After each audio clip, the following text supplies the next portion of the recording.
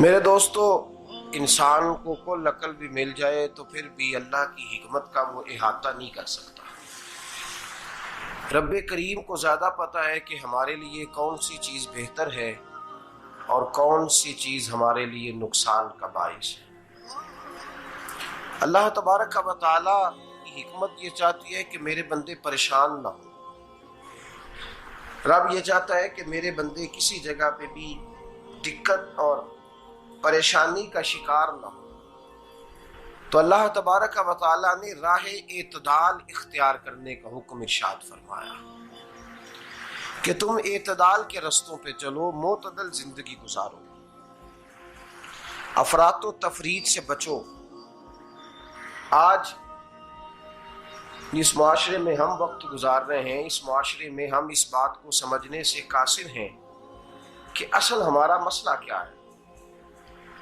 ہمارا اصل جو مسئلہ ہے اس کی شناخت ہمیں کیسے ہوگی اور ہم پھر اس تک رسائی کس انداز میں حاصل کر پائیں۔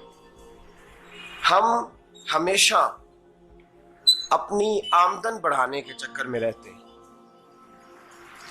ایک کام اور شروع کر لیں، پارٹ ٹائم جاب شروع کر لیں، کوئی سائیڈ بزنس اس کا آغاز کر لیں۔ ہماری جو دوڑ لگی ہوئی ہے وہ لگی ہے کام بڑھانے میں، آمدن بڑھانے میں، حالانکہ اسلام ہمیں یہ کہتا ہے کہ تو آمدن بڑھانے کے چکر میں نہ پڑ، اصل بات یہ ہے کہ تو اپنے خرچے کنٹرول کر۔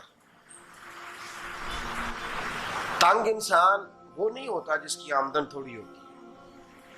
یہ توجہ کیجیے گا میری بات، یہ قیمتی بات ہے اور گفتگو ساری کا لب لباب ہے۔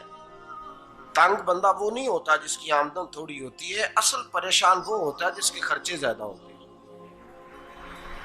اور ہمارا جو روزمرہ کا نقصان ہو رہا ہے نا، وہ آمدن کے معاملات میں نہیں ہو رہا۔ بنیادی نقص جو واقعہ ہو رہا ہے وہ یہ ہے کہ ہمارے اخراجات زیادہ ہیں اور وہ اخراجات کسی اور نے نہیں بڑھائے، وہ خرچے ہم نے خود بڑھا لیے ہیں اور اب ہمیں اس کا نقصان بھگتنا پڑ رہا ہے۔ اور اگر آپ صحیح معنوں میں ٹٹولیں تو جو بہت امیر لوگ ہیں وہ تو ان خرچوں سے بچ گئے۔ میں نے بہت سارے ایسے ختمات میں شرکت کی ہے، میں بہت ساری ایسی جگہوں پہ گیا ہوں کہ جہاں لوگوں نے بڑا مختصر سا ختم دلایا ہے تو ہو گیا ہے ختم۔ ختم کے معاملے میں کب کسی نے پابندی لگائی ہے کہ اس میں 200 آدمی شریک ہوگا تو تب یہ سال ثواب صحیح ہو سکے گا؟ کون کہتا ہے؟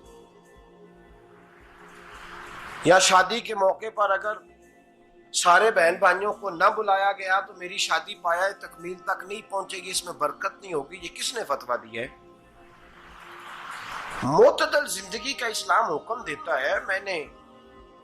میں پڑھ رہا تھا کہ ایک بہت بڑا صدر ہے، غالباً سوڈان کے صدر کی بات ہو رہی تھی، تو اپنے بیٹے کی بارات لے کے گیا تو 4 لوگ گئے ہیں بارات اور 15 لوگوں کا اس نے اہتمام کیا اپنے گھر میں کھانا کھانے کا۔ تو کیا شادی ہو گئی کہ رک گئی؟ تو بھئی راگ الاپنا اس بات کا کہ بڑی پریشانی ہے، کوئی سائیڈ بزنس شروع کیا جائے فلان جگہ فلان جگہ فلان جگہ، تو اصل معاملہ یہ ہے کہ پہلے ایک بندہ کماتا ہے تو پھر بھی گھر ہی چلتا ہے، پھر بڑا بیٹا ساتھ شامل ہوتا ہے تو پھر بھی گھر ہی چلتا ہے، پھر منجلا بیٹا شامل ہوتا ہے تو پھر بھی گھر ہی چلتا ہے۔ جو رونا دادا جی رویا کرتے تھے کہ بڑی مصیبت ہے، بڑی مشکل ہے، گاؤں میں رہ اکیلے ہوتے تھے اور وہ 5 بچوں کو اور 4 بچیوں کو وہ پالتے تھے، تو جو وہاں پریشانی تھی وہی آج پریشانی شہر میں آ کر پڑھ لکھ کر موٹی تنخواہ لے کر وہی پریشانی ہمیں ہے۔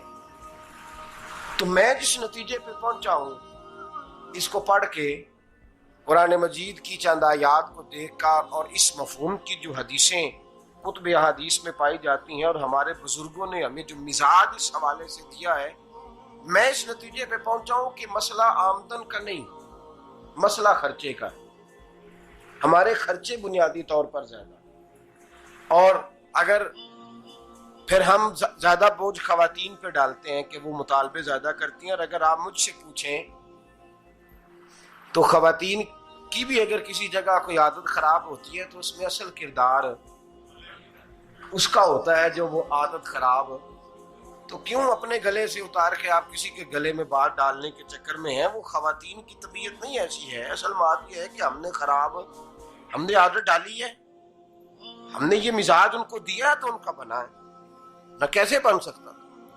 تو اعتدال جب تک زندگی میں نہیں ہوتا، پانی پیاس بجھاتا ہے لیکن ایک گلاس ہی ہو تو پیاس بجھاتا ہے، بالٹی کو منہ کو لگائے گا تو کپڑے بھگو دے گا اس کے. حالانکہ پانی بری چیز کا نام نعمت ہے نا بہت بڑی اللہ کی، لیکن پیالے میں ہی اچھا لگتا ہے.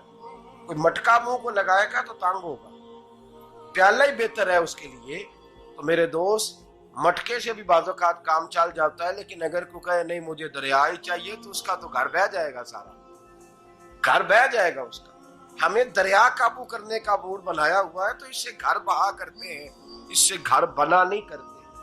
گھر پیالے سے پانی پینے سے بنتا ہے. اگر تو دریا پہ قبضہ کرنے کا موڈ بنائے گا تو گھر بنے گا نہیں، گھر بہ جائے گا. آگ نہ ہو تو کھانا پک نہیں سکتا، لیکن ہلکی آنچ سے کھانا پکتا ہے.